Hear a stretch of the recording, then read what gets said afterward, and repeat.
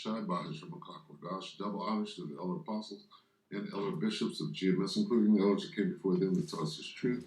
Shalom.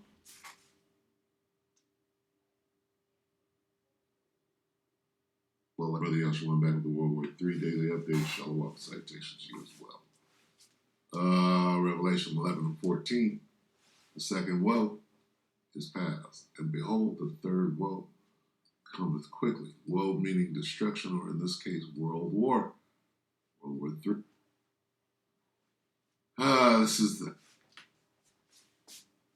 nuclear saber rattling. Check it out. And Foreign Affairs Network. I am your host, the voice of reason. So before we delve into the ongoing war between the Russian Federation and the Ukraine, we have to take a look at the current domestic situation here in the United States. So as most of you know, most Ivy League universities are currently under siege. Under siege by a group, or a variety of groups, mainly radical left-wing groups. We have seen these groups come from the theocratic climate change. We see these groups coming from the homosexual and transvestite community. It's incredibly interesting to see that that group is coming to support the Arabs living in the West Bank and Gaza Strip. We see the anti-colonialists. And again, most of these are hardcore left-wing groups ranging from Antifa and a variety of different causes that mostly focus their attention on left-wing causes. Some of the most radical elements are not even members of the schools in question. They do not go to those schools, and they are paid agitators. They are paid insurrectionists to go to these schools and cause trouble around the United States. Now, what's really interesting is we see what's happening in Israel. We have seen this war between Hamas and the IDF going on now for quite some time. Has there been casualties? Yes, there have been casualties on both sides. Lots of casualties. Now, are these casualties, is this quote-unquote genocide that is thrown around quite often by these left-wing groups and the Arabs living in the Gaza Strip that support this terrorist organization known as Hamas? Is it genocide? Is it different in terms of scope and scale than some of the other conflicts that have been going on around the world? So let's just take a look at one. Tigray, in the former state of Ethiopia. Hundreds of thousands of Tigrayans starved to death, raped, and executed en masse by the regime of Abiy Ahmed. Barely one protest in the United States. Barely one protest that even made the news. The scale of what happened in the former state of Ethiopia is far more dramatic in terms of the loss of human life than what is going on in the Gaza Strip. Not just hundreds of thousands of people, millions of people being starved to death in the Tigray region. Millions. And not only that, we have seen the Abiy Ahmed regime utilize actual concentration camps throughout the former state of Ethiopia, in which they have sent Tigrayans, Oromo, anyone who opposes the government of Abiy Ahmed is at risk of being killed. Army? Whoa. Alright guys, check this out. I was driving home from work. Slovakia. Damn, I didn't didn't expect to hear all of that. That's deep. Very, very deep. A lot of killing going on, apparently. Take it away, boys. Armenia, Azerbaijan, Nagorno-Karabakh. Hundreds of thousands of Armenians uprooted, killed, and the loss of property, homes, gone by the Azeri army, seizing control of Nagorno-Karabakh. What do we see here in the United States? Nothing. Zero, zilch. So why is it that there is so much attention about this Gaza situation? Which again, it's called the info war. Alex Jones is in the middle of it. Really pales in comparison when you compare and contrast what has happened in Tigray, the former state of Ethiopia, Armenia, and some of these other places. Well, I'll tell you why. Money. Lots and lots of money. So let's look at Qatar.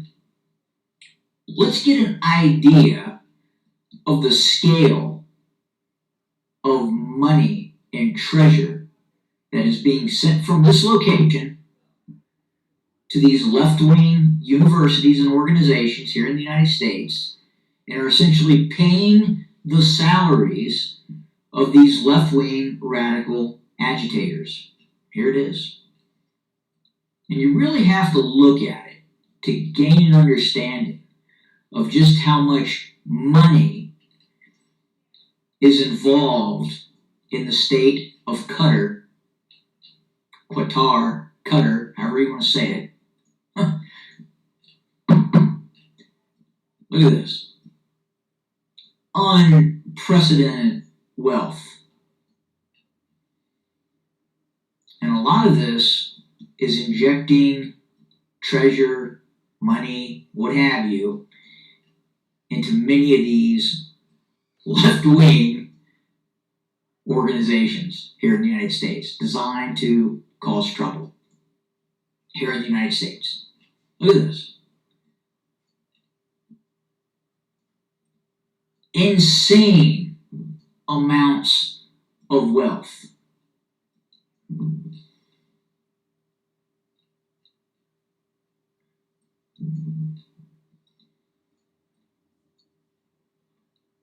On a scale that you really can't even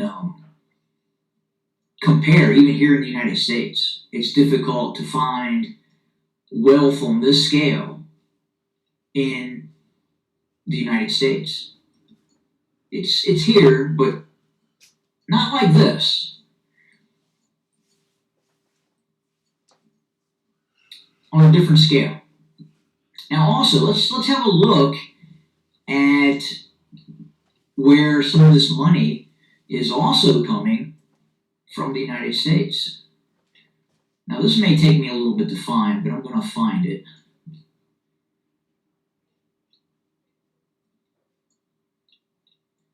Here we go. There's Stanford. And if you go just to the northwest of Stanford, I think I'm going to run into it. We cross into the great state of New York, and we end up in Bedford, New York.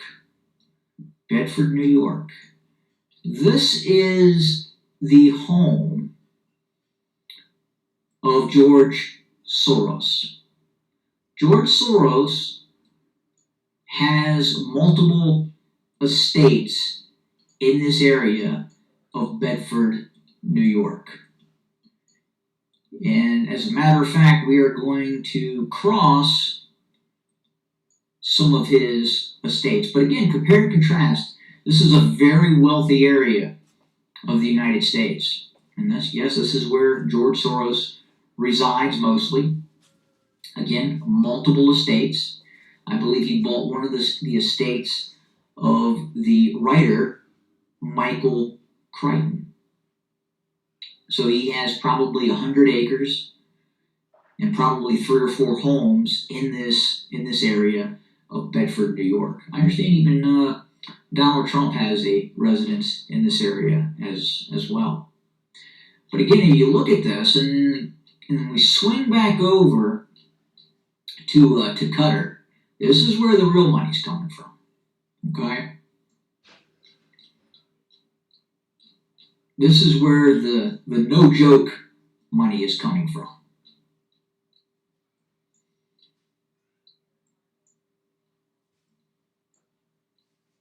And you're talking palaces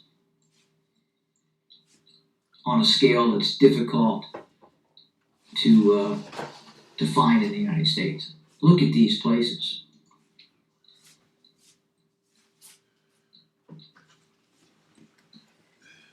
Incredible amounts of wealth.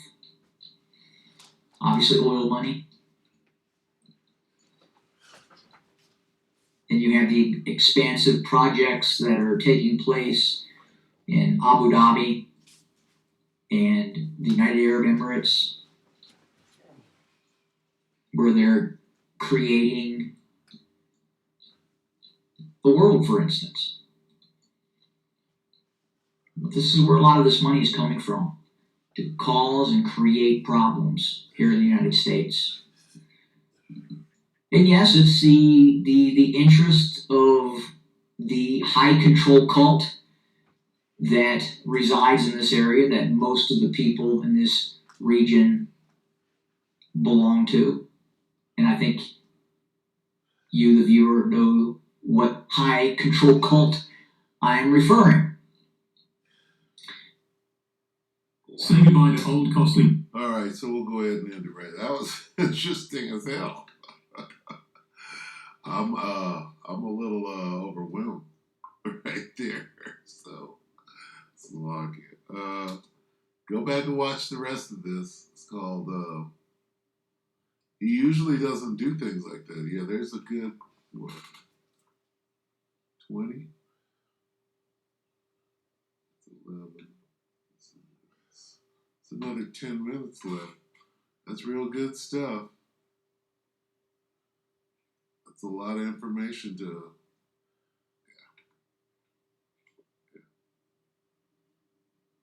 Difference to Ethiopia is the U.S. is spending my taxes to directly supply and support the slaughter of innocents in Gaza. Get off the people and focus on the issue. U.S. government is making all U.S. citizens complicit in this ongoing murder of innocents. Those women and children didn't attack anyone on October 7th. Look at the reply. Exactly. Pretty rich to call oneself the voice of reason while at the same time not even able to address that little issue.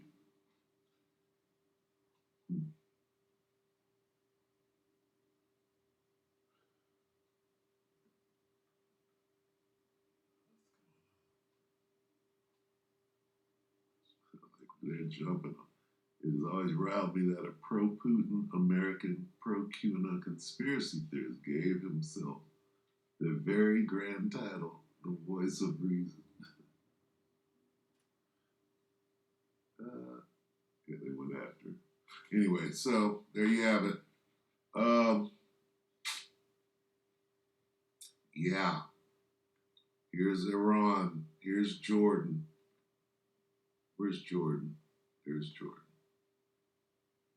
I guess Oman is the capital of Jordan, but this is Oman, the nation, state, whatever.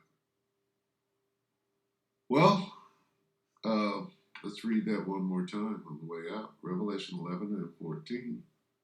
The second woe is past, and behold, the third woe comes. Pretty big thing when you're looking at this, right, and you consider the world. When you speak of world war, it's huge. World war.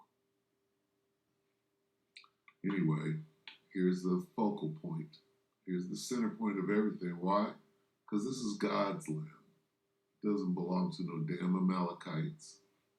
It doesn't belong to Ishmael or people posing as the sons of Ham. It belongs to Yasharallah, the princes of the power, right? Yasharallah. All right, so with that, we're going to go ahead and close. We hope that I'll let you edify you, brothers and sisters. Shalom.